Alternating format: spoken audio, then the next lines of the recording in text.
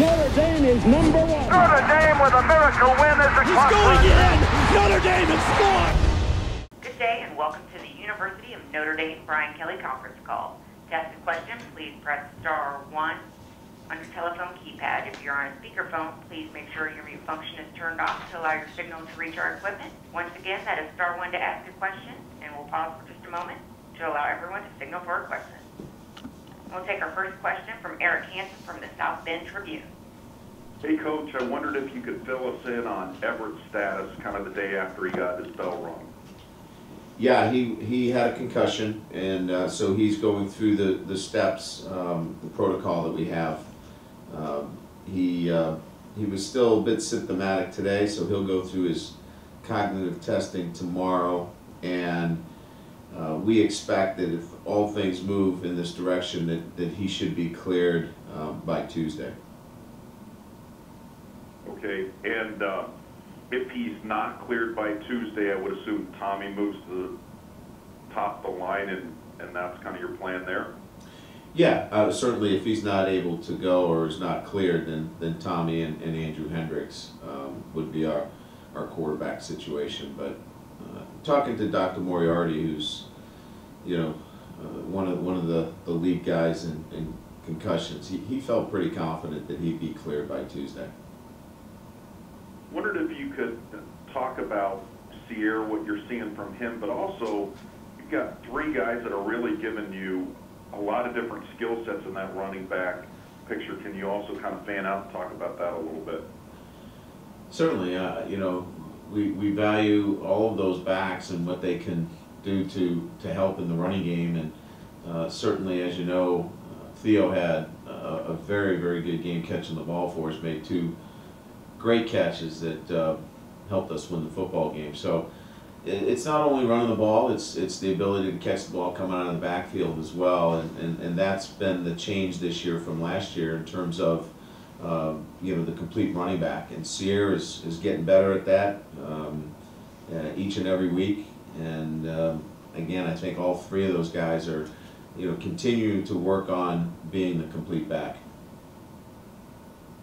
You're playing a team this coming week that is the LDS Church and so forth, that's affiliated with them. You have a handful of those guys on your team. Can you talk just a little bit about how the local LDS community has kind of made them feel welcome at Notre Dame?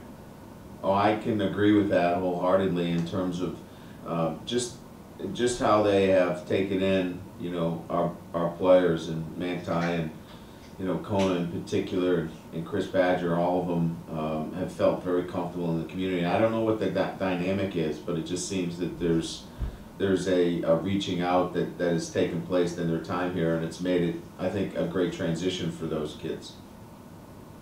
And last one from me, again, Prince Shembo just seems to get a lot of pressure this year, moving back from drop to cat. Just talk about where he is right now. Yeah, he's a relentless player. He's got obviously an ability to get to the edge and really force some pressures. And I think if you really look at last week, where it wasn't his kind of game, in a sense that he was in a position where he couldn't get the same kind of pressure that he was able to get this week. I know he was very frustrated. And you could tell just in his demeanor in practice that he was gonna make sure his presence was felt, and that's just the kind of kid he is. He's just high motor and can play all day. Thank you. Yeah. Now we'll take our next question from Brian Hamilton from the Chicago Tribune. Hey Brian, just in terms of Everett's preparation, should he be able to play this weekend and get going on Tuesday? What does the concussion get in the way of over the next 36, 48 hours? Not much, a little. What goes on? It's generally we really can't do anything with him physically until all of his symptoms have been cleared, and then there's the cognitive testing that has to take place. So our general protocol is, we expect him tomorrow to be able to pass his cog test. If he does that, then we begin light exercise. If there's no reoccurrence of any headaches, then we clear him. So again, if he doesn't get cleared on Tuesday, then we repeat the process and we continue with that. So the only thing that would be at risk here is that if he's not cleared for Tuesday, then he loses a lot of rep work on Tuesday. It doesn't mean, though, that he couldn't still be a starter for us if he practices Wednesday and Thursday. Okay, I mean, is he really missing anything, I guess, this afternoon and Monday? Oh, no. Yeah, I'm sorry. I misunderstood your question. No, yeah. there's nothing today. They checked in.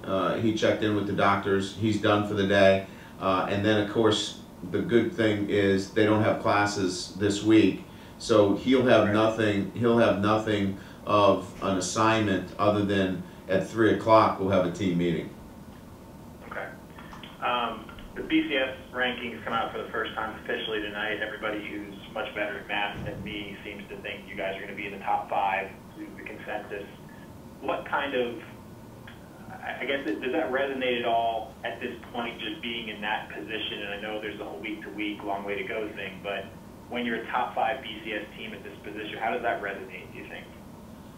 I really don't know in a sense that, I haven't gauged, I don't normally gauge the interest of these things with our football team, so I would never ask the questions. But, they watch TV. I mean, they see that. There's a sense of pride. There's no question that when you're talked about and you're putting, Notre Dame up there in the top 5, there's a sense of pride. I just have to make sure that they understand that with that pride comes a greater obligation to do the thing the right way. So I think that's how we'll handle it. And just, I guess, specifically, when you talk BCS with these guys before the season, I mean, maybe we've asked you about this before, is it on a list literally somewhere? How do you address that as a goal, and in what context do you address that as a goal before you guys start? We talk more in terms of being a championship program and let the rest take care of itself. So it's not written down. It's not something that we specifically talk about. We don't have a tie-in, obviously, from a conference standpoint. So if we're talking about postseason, the only thing that we talk about is really, the bowl championship series. So championship football for us at Notre Dame, I think you can make the conclusion that it equals BCS. Great, thank you. Yeah. And we'll take our next question from Tom Coyne from the Associated Press. Brian, I want to clarify one thing. You said to Eric, you said if Everett can't go, that it'll be Reese and Hendricks. Does that mean Hendricks is number 2, or that Hendricks could play also in the game if Everett's not ready? Oh yeah, we keep Andrew ready to go. He could have played this weekend if we needed him in certain situations. So both of them could play. I wouldn't rule it out, but as I said earlier, we're probably putting too much on this. We're really confident that we think Everett's going to be cleared. On TV, they mentioned that they thought he had turf toe too. Does he? Is that a problem? Yeah, he had a little bit of turf toe. Fought through it during the week. Didn't affect him at all in the game. On the fumble and the Everett to Theo handoff, what happened there? They gave the fumble to Everett, but I want to see who you thought made the mistake. Well, there were 3 people involved in that: the center, the quarterback, and the running back. The snap was off and high to his right. The back was not in his proper alignment. And the quarterback, if ever he feels that a handoff is in jeopardy, he's supposed to tuck it. So there wasn't one singular play. There were 3 people that were not at their best on that play. And I believe you mentioned that one of the reasons why Tommy, or that you looked for new quarterback this year, was the turnovers from last year. I believe Everett is responsible for all the turnovers so far this year. How concerned are you about his turning the ball over, and he's put the ball on the ground a couple times besides that? Very concerned. It's something that obviously we cannot continue to have. He's got to take better care of the football. He's got to do it in practice, and he's got to be smarter. I mean, I think if you look at the first turnover, we're talking about mishandling a direct snap, something that we do every day. Totally unacceptable. The other turnover was, you know, holding on to the ball. It was the sack fumble against the three-man rush. Again, maybe we could have put it in a better situation there. And then the third one, it's easy for him to just step out of bounds and avoid contact. So all of them are coachable, all of them are correctable, and we'll continue to work on it with him so we can eliminate these mistakes. Thank you. I'm going to take our next question from Pete Sampson from the Irish Illustrated. Brian, on Everett's turf toe, was that a practice injury? Did he pick that up against Miami? He picked it up in the second quarter against Miami. Okay. And just on the defensive line, you rotated really liberally this year until yesterday. I was just kind of curious about your thinking going into that, playing Stephon, Lewis, and Catherine so much, and then also what those three guys showed you playing so much and being as stout as they were, considering how many snaps they lost. Well, Sheldon Day played quite a bit. I don't know exact number of snaps, so you got to include Sheldon. You know, Kona was in there, not quite as much, but you know, obviously in the kind of game that we were in, where it was such a physical contest, you know, we obviously felt at that time that those guys were needed to be in the game. But we still had Sheldon in quite a bit. I know Cappy rotated out quite a bit, and again, you know, Kona didn't play as much, but certainly was able to give Lewis a blow when he needed it.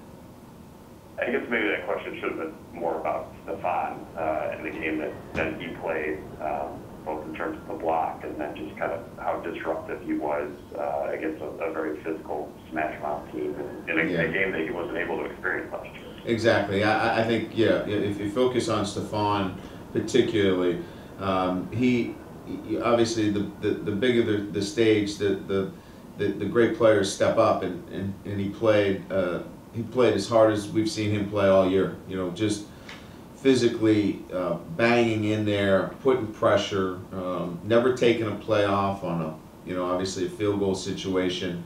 Says a lot about his growth as a football player. I think that game is a growth game from him on how you play this game every snap. And I was just curious, a couple of matchups, Troy was kind of asked to block one-on-one against some of Stanford's outside linebackers. Was that Stanford just kind of getting you guys in a good look, or was that kind of how you wanted to schematically handle that? Well, you know, anytime that Troy was asked to block, the ball was supposed to come out a little bit more effectively. I think we lost sight of the fact that, you know, on a couple of occasions we could have helped with our tackle. So it's not exactly the way we had it drawn up, that we would leave him singular against one of their best pass rushers, but it ended up working that way for them on two occasions, and obviously one of them was the sack fumble, which was a huge play. So yeah, I think if you go back and look at it, we wouldn't have changed what we had in mind. We probably would have paid a little bit more attention in three-man rush, that we'd get some more help for him. All right, thanks. We'll take our next question from Tim O'Malley from Irish Eye. Hey, Brian, a guy I think you have a lot of faith in, Mike Golick, seemed to have really been playing much better until yesterday, when it seemed mentally he took a step back with a few false starts.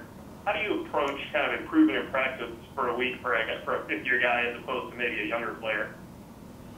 Well, I don't know that Mike Golick had a lot to do with those false starts. You know, there's a lot of other things going on out there that I'm not going to get into right now. Mike has made progress. You know, Mike is, you know, he played against a very, very good defense, and they won some. Mike won some. You know, the thing with Mike, he's such a dedicated player. I mean, he comes to practice every day. He's purposeful. You know, he's not going to be first team All-American at that position, but here at Notre Dame, he doesn't need to be. He needs to just be Mike Golick, and we're proud of the steps that he's made to help our offense. And another guy, it seems that Ishak has received some more playing time in multiple packages. Can you talk about how he's developed here the last couple of weeks? Yeah, you know, he's long. He's you know, in the pass game, you know, he covers some ground for us. Believe it or not, you know, his length really does help us in pass coverage, and he also has the ability to rush the quarterback. So here's a guy that gives us some really flexible opportunities defensively to either rush him or drop him. That's why you're seeing him in those packages a little bit more, because of his versatility. And is that just kind of key where you don't even really need a nickel because he can kind of play a little bit of that coverage role?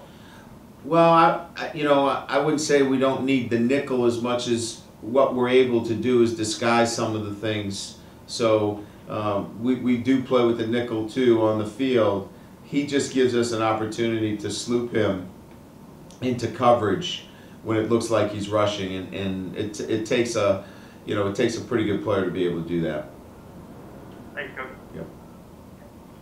And once again, to ask a question, that is star 1. And at this time, there are no further questions.